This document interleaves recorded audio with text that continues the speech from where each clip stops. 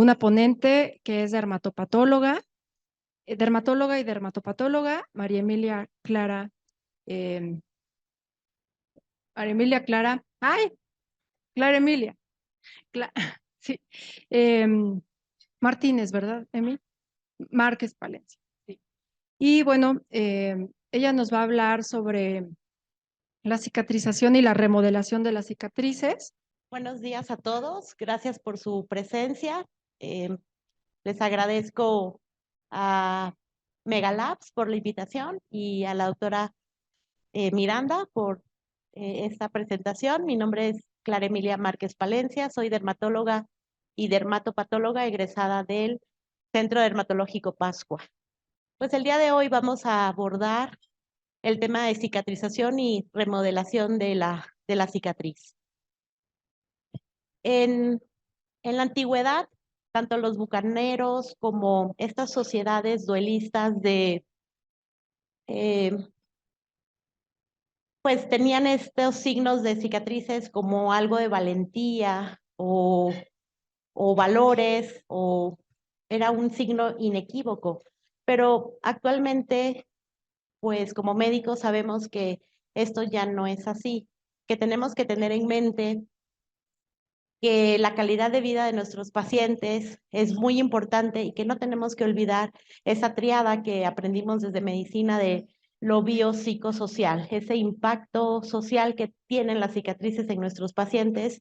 Evidentemente las tenemos que abordar en forma integral para no dejarlas progresar y mejorar cada día más el aspecto de ellas.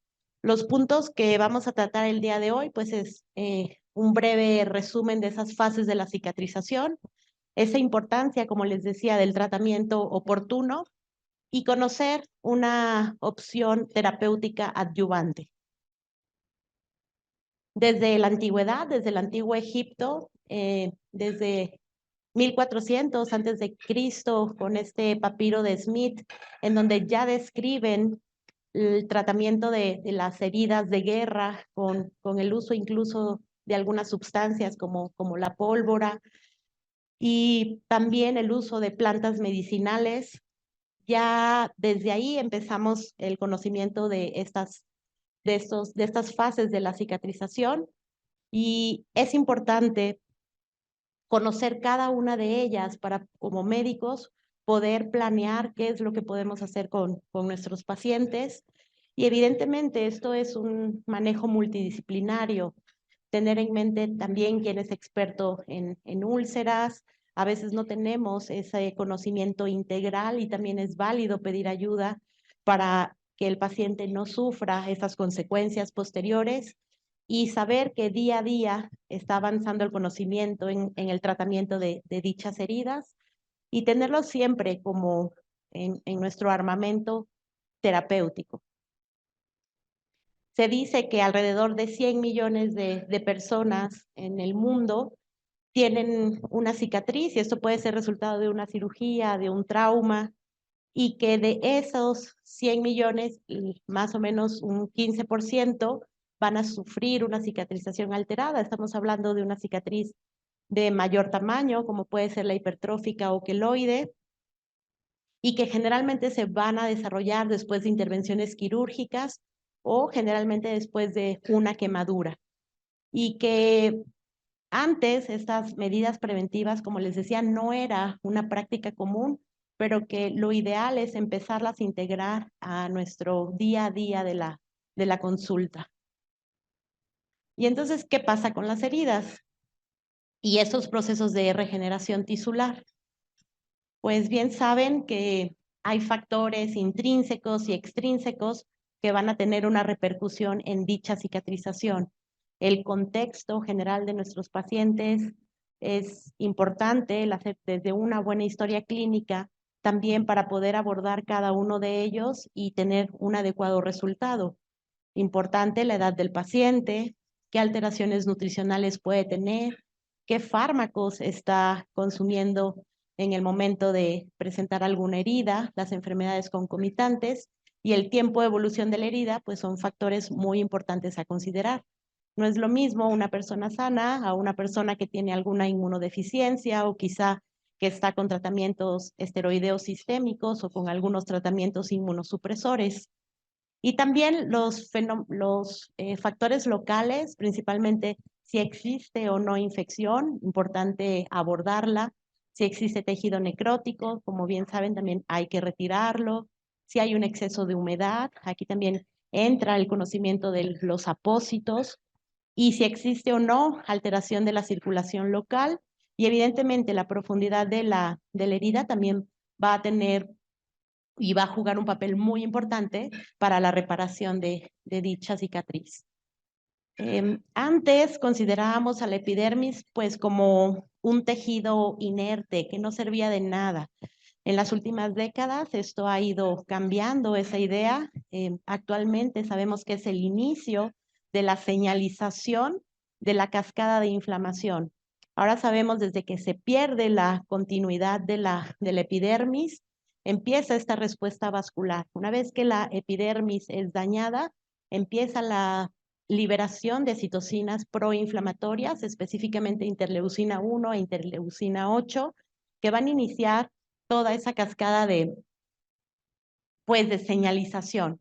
Cuando hay esa respuesta vascular, inmediatamente vamos a ver la fase de inflamación, en donde clínicamente veremos eritema y quizá exudado, y sabemos que empieza la agregación leucocitaria, y finalmente también estos factores de crecimiento a nivel tisular van a dar inicio a todo este proceso. Posteriormente, el proceso de granulación, en donde ya migran los macrófagos y fibroblastos, justamente para dar inicio a la formación de colágeno y tejido conectivo, y también a nivel angiogénico, iniciar ese llamado para que con la proliferación de vasos sanguíneos, pues llegue más sangre y lleguen todos los componentes para poder reparar esa herida. Posteriormente viene la epitelización, que es la proliferación de queratinocitos.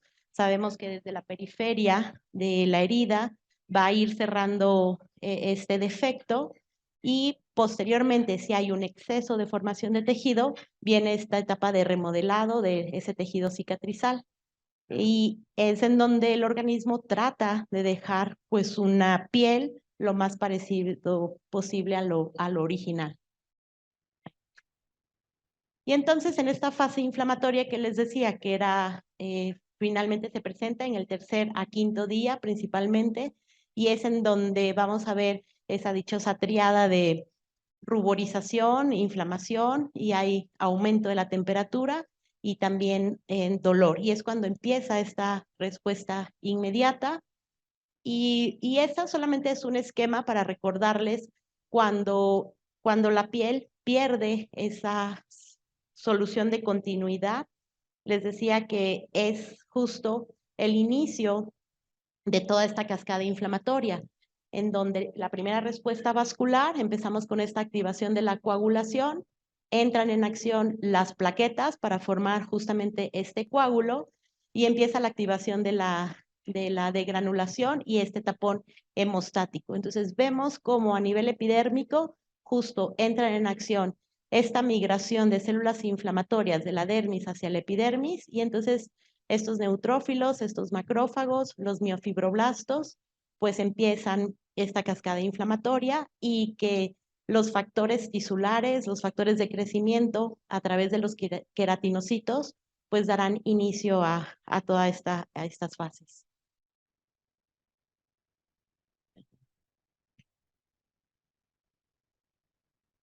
Y en esta fase proliferativa, como les decía, clínicamente caracterizado por esta piel edematosa, y que va a ser resistente a la infección justamente por la activación de esos macrófagos. Viene la angiogénesis, en donde hay también liberación de todos esos factores de crecimiento, con formación principalmente de colágeno tipo 1 y tipo 3 principalmente, y después desde las células basales de la epidermis empieza la regeneración tisular, y posteriormente esa dichosa contracción de la herida por estos miofibroblastos. Esto es bien importante, esta parte de los miofibroblastos, porque también cuando veamos la terapéutica vamos a ver cómo la toxina botulínica puede jugar un papel importante en estas fases de cicatrización. justamente para que no haya contractura de dichas heridas. Y en esa fase de remodelación, entonces, el organismo, como les decía, a veces repara un poco más en exceso, y en esta fase de remodelación, pues finalmente tratan de compensar dicha cicatrización lo más parecido posible a lo normal, y es donde hay esta degradación de colágeno. Hablando en cuanto a tiempo, en cuanto a días principalmente, pues lo dividimos más o menos desde la primera semana hasta 3 semanas después, en donde en esta primera semana va a ser esa fase vascular con la fase inflamatoria, con todos los agregados que les mencioné en el diagrama, estas plaquetas, estos macrófagos, estos linfocitos, en donde nos van a ayudar a quitar todos los posibles procesos infecciosos que pueden tener lugar a una cicatrización no tan adecuada. En la segunda semana, toda esta fase de proliferación y de angiogénesis, en donde se da ese proceso de granulación, principalmente con esa proliferación de fibroblastos capilares y la formación de ese colágeno y un epitelio nuevo con esta reepitelización, y hasta el final de la tercera semana con la formación de esta remodelación a través de los fibroblastos y miofibroblastos. Y entonces hablamos que esta cicatrización, el proceso de la cicatrización, es un proceso biológico de reparación tisular. Cuando hay pérdida de la continuación epidérmica, ocurre esta síntesis activa de colágeno, y lo que les decía, que ese nuevo tejido pues no tendrá la misma textura y coloración que la zona circundante. Y entonces eso es muy importante para cómo vamos a abordar dichas heridas, tener en mente qué podemos utilizar para aminorar todos estos efectos secundarios. Y evidentemente no sería lo mismo una cicatriz por alguna cortadura que por una quemadura o por algún proceso infeccioso en alguna úlcera. Entonces también todos estos ideas las tenemos que tener muy bien. Nuestros escenarios posibles y nuestro ideal sería que la cicatrización, o sea, fuera muy uniforme, que no existiera, pero pues sabemos que eso no es posible. Y después, pues, lo que no queremos, una cicatriz o excesiva, que es la hipertrófica o la queloide, o al contrario, cuando no hay una aparición de tejido en forma adecuada, en cantidad adecuada, tendríamos las cicatrices atróficas. Hablando un poquito más de estas cicatrices que se pueden presentar en el acné, por ejemplo, pueden ser incluso atróficas, como les decía, cuando son debajo de la superficie de la piel, cuando hay un exceso de producción de ese tejido, que son las queloides principalmente, y cuando son por quemaduras, pueden ser estas que se contraen principalmente, y también pueden llegar a pues al limitar algunos movimientos si se presenta cerca de las articulaciones. Y lo que no queremos, esta parte de la hiperproliferación del colágeno, que evidentemente esto es genético. Los asiáticos o los africanos tienden a tener ese tipo de cicatrización, y la diferencia con este queloide, además de la proliferación de estas fibras de colágeno, este empastamiento de estas fibras de colágeno, la proliferación vascular. Y también de ahí radica la importancia de qué tratamientos podemos utilizar en este tipo de cicatrización. Por ejemplo, actualmente con los láser, si tenemos una cicatriz roja, además de hipertrófica, pues podemos echar mano de algunos láseres justamente para abordar no tan solo la superficie de dicha cicatriz, sino también esta parte vascular. Y pues estos son prácticamente nuestros retos terapéuticos cuando tenemos algunas cicatrices que deforman ciertas regiones, cuando limitan, como les decía, la movilidad, y evidentemente el tratamiento multidisciplinario, pues no todos tenemos ese entrenamiento para poder tratar este tipo de deformidades, principalmente a nivel del lóbulo auricular, o cuando hay unas quemaduras extensas, pues también tenemos que saber derivar con quién es el experto para ese tipo de cirugías principalmente. Sabemos el arsenal con el que contamos, principalmente en este tipo de cicatrización hipertrófica o cicatrización queloide, en donde echamos mano de estos esteroides intralesionales. Tenemos esa terapia de compresión, principalmente cuando hay excisiones de estas cicatrices queloides a nivel auricular. Sabemos que ocasionamos hipoxia y entonces esa fase angiogénica que habíamos platicado la podemos limitar y de esa manera que no crezca ese tejido en forma de exceso. Y estos láser, que generalmente los más descritos es el de CO2 o el Erbium YAG principalmente, y en esta parte de las cicatrices atróficas, actualmente también para mejorar la calidad de vida de nuestros pacientes podemos utilizar rellenos de ácidos hialurónicos. Esta parte que les decía de toxina botulínica, hay unos cirujanos plásticos japoneses que tienen una serie de casos en donde operaban labio paladar hendido y vieron que con la utilización de ciertas unidades alrededor de la herida, justamente en estas primeras 2 semanas, tenían como un mejor resultado y no existía esa contracción de dicha cicatriz y estéticamente pues le ofrecían mejor resultado a los pacientes. Les decía, esta parte quirúrgica, hablando principalmente de queloides, lo que recomiendan en lóbulo auricular es simplemente hacer la incisión, sacar el centro fibroso, únicamente ya no quitar como tal toda la lesión, tratar de tener el mayor tejido posible para poder reparar y tener un mejor resultado. Y actualmente en los pacientes que no podemos utilizar ni esteroides ni ningún tipo de láser por alguna contraindicación, hay algo tomado que es este Tranilast, que evidentemente va a actuar tanto a nivel de esta proliferación de colágena y a nivel vascular, esta fase angiogénica. Y entonces estas realidades de las cicatrices, desde un inicio platicamos que nuestro escenario ideal sería que todas repararan en forma, pues, lo más parecido al tejido inicial.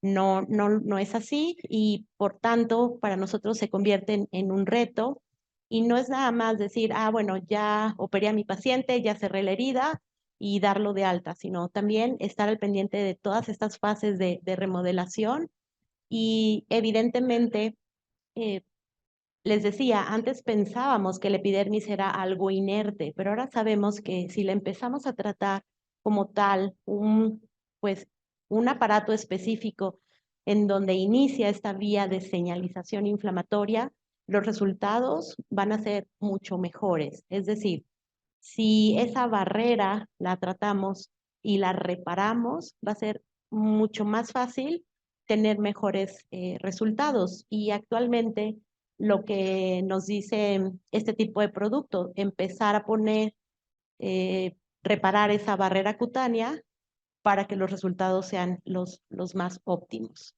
Entonces, sabemos que cuando hay esta pérdida de continuidad a nivel epidérmico, hay una pérdida transepidérmica de agua y evidentemente eso es lo primero que tenemos que reparar principalmente, que haya ese equilibrio, esa homeostasis, justamente para que ese proceso de cicatrización marche en forma adecuada, impedir que la piel se deshidrate. Y ese mecanismo de esta medicina, que es de acción de gel de silicona, lo que principalmente nos explican es que se puede utilizar 2 veces al día y que va a hacer este efecto como de tapón justamente para reducir esa pérdida transepidérmica. Y entonces, de esa manera, al mantener la homeostasis, va a evitar esta producción excesiva de colágeno. Es una película protectora invisible y es flexible y permeable también y va a brindar este microambiente ideal de regulación de los mecanismos remodeladores de la piel y entonces nos va a permitir una cicatrización más ordenada y en forma más estética. Y entonces finalmente nos va a proteger, va a modular ese proceso inflamatorio, va a normalizar esos niveles de colágeno y esa fibrogénesis con esa fibrólisis pues va a mantener ese equilibrio y evidentemente va a minorar a veces lo que olvidamos en el paciente, que en esa fase tienen mucho prurito, pues también eso lo va a minorar.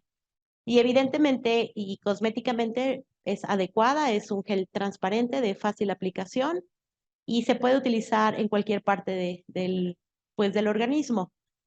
Y la forma en que va a favorecer esta remodelación es que tiene acción en estas diferentes fases de la cicatrización, desde evitar la sequedad de la epidermis y evidentemente inhibir los procesos inflamatorios y al final la remodelación será de mejor manera.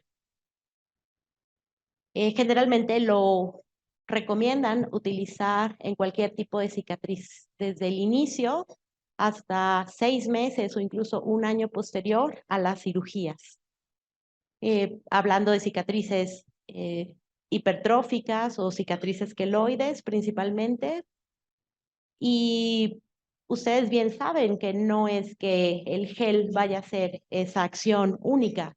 Insisto, estos son tratamientos multidisciplinarios y que tenemos que utilizar para brindarle la mejor respuesta terapéutica posible a nuestros pacientes. Entonces es un adyuvante en esta respuesta terapéutica. Y lo que nos insiste en el laboratorio es en esta parte de epitelización y en el remodelado principalmente. Y tienen otro producto que es justamente nos va a ayudar a esta parte de que no haya infecciones porque tienen ese producto junto con un antibiótico, pero que desde aquí lo podemos utilizar justamente para esos adecuados resultados. Y pues bueno, estos solamente serán unos ejemplos de la terapéutica de esas cicatrices. Y en el caso de acné, por ejemplo, pues bien saben, primero tenemos que tratar esta parte inflamatoria, pero a la par también podemos mejorar ese estrato córneo justamente para evitar esas fases de cicatrización. Unas quemaduras también, mejoramos la hidratación de la piel, mejoramos ese proceso inflamatorio y quizá el resultado terapéutico sea un poquitito mejor. En algunas dehiscencias de heridas también se han utilizado con adecuados resultados. Y en esta parte de cicatrizal, evidentemente, el uso de esteroides intralesionales, esto no es meramente con el gel, evidentemente, esteroides intralesionales y a la par el paciente hacerlo en casa día a día, pues para mejorar tanto la coloración y esa retracción fibrótica. Ok, pues eso sería todo.